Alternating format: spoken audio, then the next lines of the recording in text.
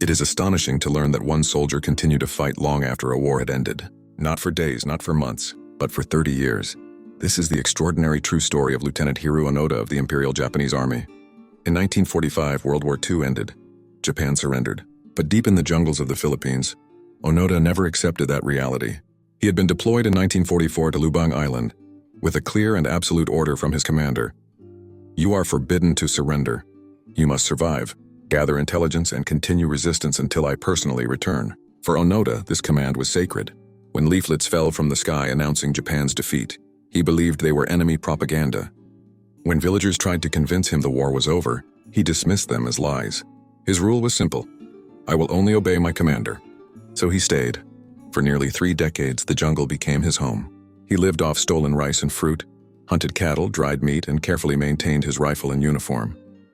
Over the years, clashes with locals and police resulted in the deaths of about 30 people.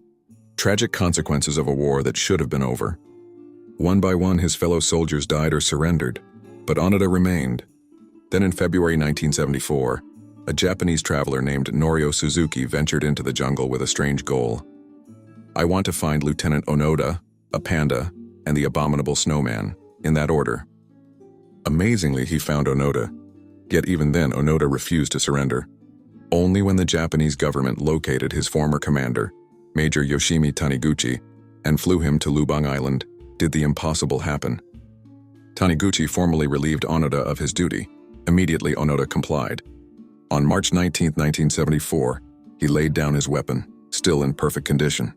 The President of the Philippines, Ferdinand Marcos, officially pardoned him for his actions during those years. Onoda returned to Japan as a symbol of extreme loyalty and discipline, but also controversy. Later, he moved to Brazil, becoming a farmer. Eventually, he returned to Japan and founded a nature school for children, teaching survival skills and resilience.